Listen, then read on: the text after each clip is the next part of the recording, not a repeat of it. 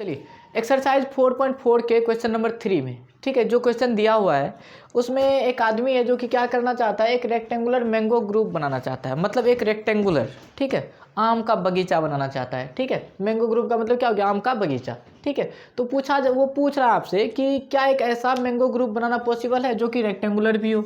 ठीक है, जो कैसा हो, रेक्टेंगुलर भी हो, और उसका जो लेंथ हो, उसका, इसको हम लोग लेंथ बोलते हैं, और उसका जो लेंथ हो उसके ब्रेथ के, इसको ब्रेथ बोलते हैं। ये वाला साइड ब्रेथ हो गया और ये लेंथ हो गया। तो उसका जो लेंथ हो उसके ब्रेथ का कितना हो जाए, ट्वाइस हो जाए। ठीक है, लेंथ का क्या हो जाए, ब्रेथ का ट्वाइस हो जाए, 2b। एल इक्वल टू कितना हो जाए, 2b।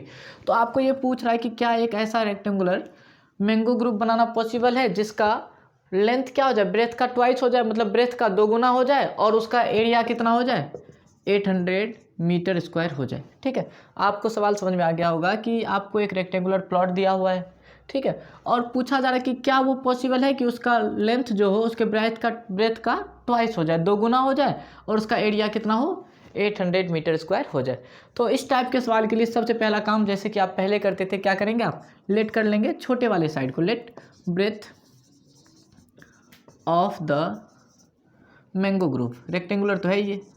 ठीक है, let breadth of the mango group be x. ठीक है, आप क्या किए, ब्रेथ मान लिए एक्स, तो so length of the mango group be कितना हो जाएगा बताइए।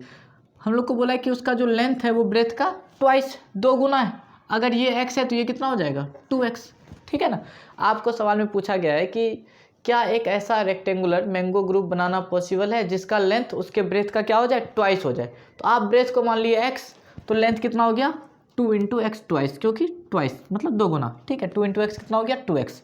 ठीक है, और फिर आपको एरिया क्या दिया हुआ है, आपको दिया हुआ है given area of mango group कितना दिया हुआ है, इक्वल टू 800। ठीक है, एरिया कितना दिया हुआ है, 800। और आप रेक्टेंगल का एरिया का फॉर्मूला जानते हैं, एरिया ऑफ रेक्टेंगल क्या होता है, length into breadth, length into breadth कितना, इक्वल टू 800। ये आपको दिया, length into breadth equal to 800। Length आप कितना मान लिए, 2x, इंटू ब्रेथ कितना आपके पास x, इक्वल टू 800। ठीक है ना, दोनों को मल्टीप्लाई करिए, 2x इंटू एक्स करेंगे तो क्या आ जाएगा, 2x स्क्वायर इक्वल टू 800। ठीक है, फिर 2x स्क्वायर, हम लोग जो क्वाड्रेटिक इक्वेशन लिखते हैं स्टैंडर्ड फॉर्म में वो कैसा होता है, x square plus b x plus c equal to 0।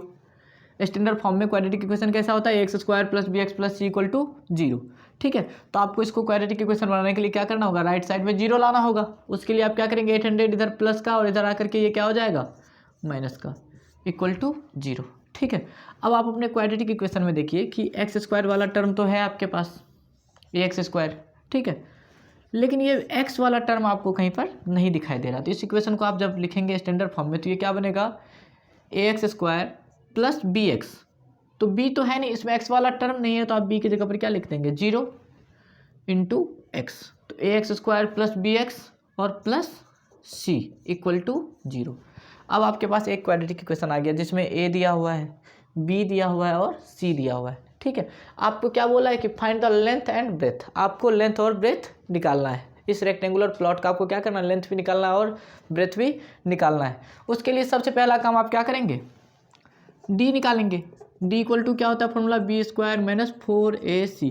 क्योंकि जब हम लोग एक्सरसाइज 4.4 का सवाल कर रहे हैं तो उसको हम लोग कैसे सॉल्व कर रहे हैं, सबसे पहले हम लोग डी निकाल लेते हैं। ठीक है, क्वाड्रेटिक फॉर्मूले का यूज करके सॉल्व कर रहे हैं, नहीं तो सबसे पहले आप डी निकालते हैं, D equal to b square minus 4ac। ठीक है, जब आपके पास डी आ जाता है तब आप चेक कर लेते हैं डी पॉजिटिव है या निगेटिव है।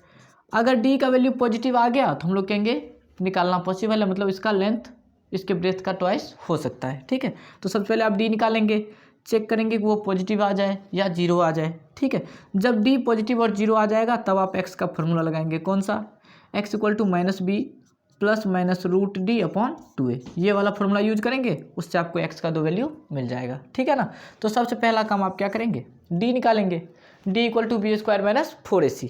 ठीक है। तो यहाँ से आप पहले देख लीजिए a बराबर कितना आपके पास एक्स स्क्वायर के साथ जो मल्टीप्लाई में होता है उसको हम लोग क्या बोलते हैं a, ठीक है। x के साथ जो मल्टीप्लाई में होता है उसको हम लोग बोलते हैं b, ठीक है। और जो तीसरा टर्म बचता है प्लस या माइनस के साथ कांस्टेंट का टर्म उसको हम लोग बोल देते हैं c इक्वल टू माइनस का 800, ठीक है। अब आपके पास a आ गया है, आपके पास b है और आपके पास c है। आप क्या करेंगे d निकालेंगे, तो d बराबर फॉर्मूला क्या होता है b square minus 4ac। b कितना देखिए 0, तो 0 का स्क्वायर माइनस 4 इंटू ए कितना 2 इंटू c कितना देखिए c 800 माइनस का माइनस 800, ठीक है ना। 0 का स्क्वायर करेंगे तो 0 और माइनस इंटू माइनस करेंगे तो प्लस, ठीक है। 4 2 जा 8 और 8 8 जा 64, तो ये कितना आ गया 6400। d बराबर आपके पास कितना आ गया 6400।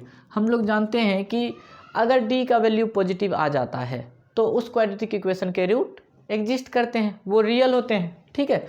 d आ गया है आपके पास पॉजिटिव, और अगर d पॉजिटिव आया है, ठीक है, 0 तो आया नहीं, पॉजिटिव आया, तो आप क्या कहेंगे roots are real and different. Root जो होंगे इसके कैसे होंगे रियल और डिफरेंट होंगे। इस रेक्टेंगुलर प्लॉट के रूट मतलब इसका जो है ना, इसका मतलब क्या हो गया कि अगर रूट रियल और पॉजिटिव आ गया, रियल भी है और डिफरेंट भी आ रहा है, ठीक है, roots are real and different. अगर इस क्वाड्रेटिक इक्वेशन का रूट रियल और डिफरेंट आ गया, ठीक है, तो आप क्या कहेंगे कि इसका मतलब है कि ऐसा प्लॉट डिजाइन करना संभव है, मतलब हम लोग ऐसा जो है ना मैंगो ग्रुप बना सकते हैं, ठीक है। और बना सकते हैं तो उसका लेंथ और ब्रेथ कितना होगा, तो उसके लिए हम लोग को क्या करना होगा x का वैल्यू निकालना पड़ेगा जिससे कि हमको ब्रेथ मिल जाएगा, ठीक है। तो आप x निकालिए, आपके पास d आ गया पॉजिटिव, x निकालिए, x का फॉर्मूला आप क्या लगाएंगे माइनस बी, एक बार तो plus root D upon 2a, ठीक है ना, और एक बार क्या करेंगे आप x equal to minus b minus root D upon 2a। समझ में आ रहा है ना, चलिए ठीक है। x equal to minus b के जगह पर आप क्या लिखेंगे 0, तो ये हो गया माइनस 0 प्लस रूट डी, तो रूट अंडर के डी का वैल्यू कितना 6400 अपॉन 2 इंटू ए देखिए कितना दिया हुआ है 2, ठीक है ना।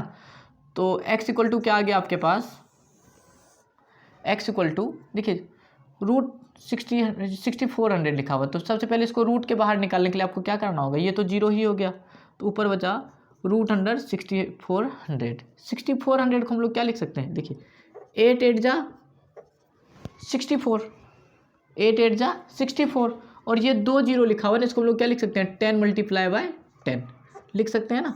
हम लोग इसका फैक्टर निकालेंगे, 6400 का फैक्टर जब निकालेंगे, ठीक है, तो ये क्या आ जाएगा 8 8 जा 64 इंटू 10 10 जा 100, तो 6400, ठीक है ना। चलिए, और नीचे क्या बचेगा 2 2 जा 4, x इक्वल टू क्या बचा, आपको क्या करना, जिसका पेयर बनता जाएगा वो रूट के बाहर निकलता जाएगा। 8 और 8 का पेयर बना तो 8 बाहर आ गया, 10 और 10 का पेयर बना तो एक 10 भी बाहर आ गया, और नीचे क्या लिखा है 4, ठीक है, 4 2 जा 8, तो x बराबर क्या आ गया देख लीजिए 20, x बराबर 20, ठीक है ना। तो आपके पास x आ गया, मतलब क्या आ गया ब्रेथ आ गया, ब्रेथ ऑफ रेक्टेंगुलर प्लॉट कितना आ गया आपके पास 20, ठीक है। तो इससे लेंथ कितना आ जाएगा, लेंथ इक्वल टू, देखिए ब्रेथ अगर x है तो लेंथ कितना है 2x, तो लेंथ की जगह पर आप लिख देंगे 2x बराबर 2 इंटू एक्स, एक्स की जगह पर क्या लिखेंगे 20 2 जा 40, और ये देखिए किस में चल रहा था मीटर में ना, तो इसका लेंथ आ गया 20 मीटर और ब्रेथ आ गया 20 मीटर और लेंथ कितना आ गया 40 मीटर, ठीक है। इस वाले से तो आपको ये आ गया, इस x से देखते हैं क्या होता है, तो x equal to minus b मतलब minus 0 minus root 6400 upon 2a, 2 into a की जगह पर लिख देंगे आप 2, ठीक है। x इक्वल टू क्या आ जाएगा, ये तो गायब हो जाएगा, बचा माइनस 6400 का रूट कितना निकला था देखिए 8 10 जा 80 निकला था ना यहाँ से, 80 इंटू 80 नहीं 80 इंटू 80, तो 80 बाहर निकला 8 10 जा 80, और नीचे क्या 2 2 जा 4, ठीक है। इसको काट दीजिए कितनी बार में 4 2 जा 8 20, x इक्वल टू आ रहा है माइनस का 20। अब बताइए किसी भी चीज़ का मतलब कोई भी अगर प्लॉट है उसका लेंथ या ब्रेथ कभी निगेटिव नहीं हो सकता है, ठीक है। किसी का एज निगेटिव नहीं हो सकता है, किसी का एज कभी भी निगेटिव नहीं हो सकता है, उसका लेंथ और ब्रेथ निगेटिव नहीं हो सकता है, टाइम निगेटिव नहीं हो सकता है। इसलिए ये वाला जो x का वैल्यू आया इसको हमको क्या करना होगा, रिजेक्ट कर देना होगा। क्यों रिजेक्ट करेंगे, क्योंकि किसी भी प्लॉट का लेंथ या ब्रेथ तो नेगेटिव हो ही नहीं सकता है, इसलिए हमारा आंसर क्या आ गया, x इक्वल टू 20 और x equal to length breadth equal to 20 और लेंथ इक्वल टू 40। ठीक है, और देख लीजिए लेंथ जो है ब्रेथ का ट्वाइस भी हो रहा है। ठीक है ना, इसलिए ऐसा प्लॉट डिजाइन करना पॉसिबल है। समझ में आ गया? चलिए ठीक है।